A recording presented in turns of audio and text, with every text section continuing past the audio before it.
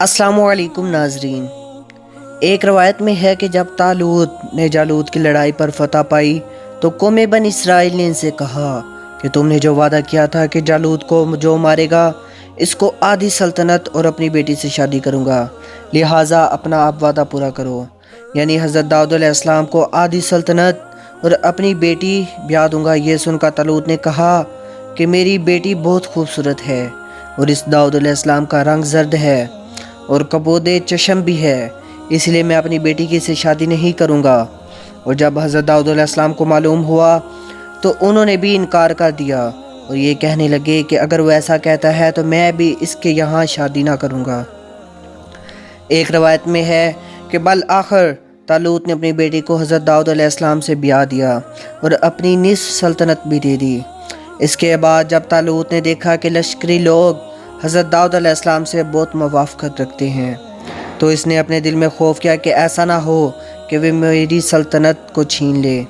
ये ख्याल होते ही तालूत ने हज़रत दाऊद अलैहिस्सलाम को मार डालने का कसद किया और हज़रत दाऊद अलैहिस्सलाम एक पहाड़ के किनारे और वहाँ एक मस्जिद बनाकर खुदा की इबादत में मशगूल हो गए और तकरीबन इनके साथ 70 आदमी आबिद थे। वो सब के सब इस मस्जिद में इबादत करते थे। ये देखकर बनी इसराइल ने तालूत से कहा कि दाऊद के साथ बहुत ही आबद जमा हो गए हैं, अगर वो सब के सब बद दुआ करेंगे तो हम सब बर्बाद हो जाएंगे और हमारी सल्तनत भी छीन जाएगी। तालूत ने जब ये सुना तो बहुत लश्कर अपने साथ देकर दाऊद अलैहिस्सलाम के मारने को इस पहाड़ के नज़दीक जहाँ इसकी इबादतगाह थी रात के वक्त इनको जा गिरा और नंगी तलवार हाथ में लेकर चाहा कि मस्जिद के अंदर घुसकर माँ तमाम आबदों के साथ हज़रत दाऊद अलैहिस्सलाम को मार डाले। खुदा की मर्ज़ी ऐसी हुई कि इनको ख्वाब ने गलबा किया। आखिर तालूत मम्मा लश्कर सब सो गए और जब वो तालूत माँ अपने लश्कर के सो गया तो हज़रत दाऊद अलैहिस्सलाम मस्जिद से निकल कर देखते हैं कि तालूत तो माँ अपने लश्कर के सो गया है। तब नंगी तलवार इसके हाथ से लेकर पत्थर पर मारी और पत्थर के 2 टुकड़े करके इसके पेट पर तलवार और वो पत्थर भी और एक कागज़ का टुकड़ा लिख कर रख दिया।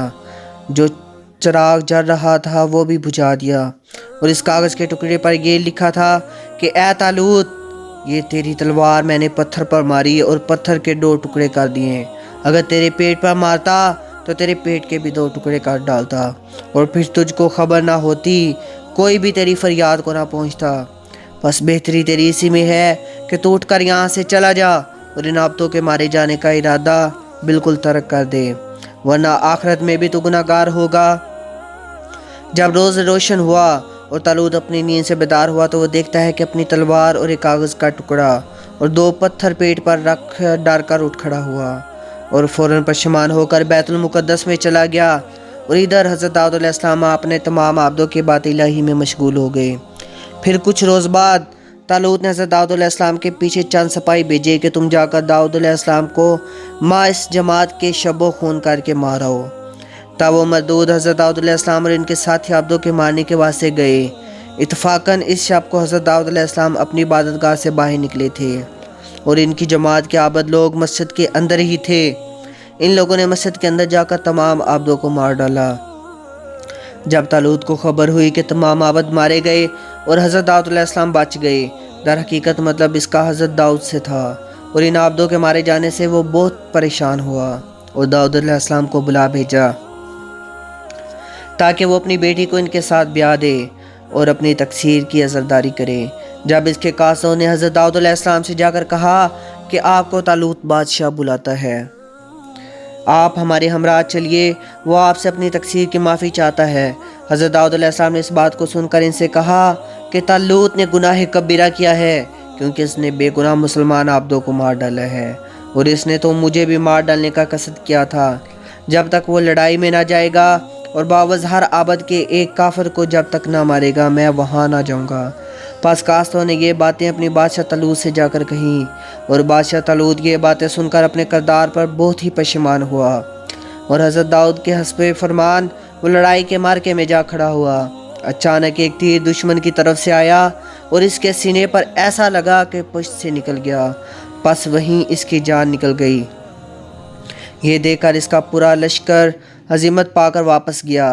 اور پھر حضرت داؤد علیہ السلام نے یہ خبر پا کر طالوت کے گھر آ کر اس کی بیٹی سے بیاہ کیا اور بادشاہ طالوت کی سلطنت کے مالک ہوئے، اور ان کو صبر کی پاداش میں بادشاہی اور پیغمبری ملی، جیسا کہ اللہ تعالیٰ قرآن پاک میں فرماتا ہے وَآتَاهُ اللَّهُ الْمُلْكَ وَالْحِكْمَةَ، اور دی اللہ تعالیٰ نے حضرت داؤد علیہ السلام کو سلطنت اور حکمت یعنی پیغمبری سے نوازا۔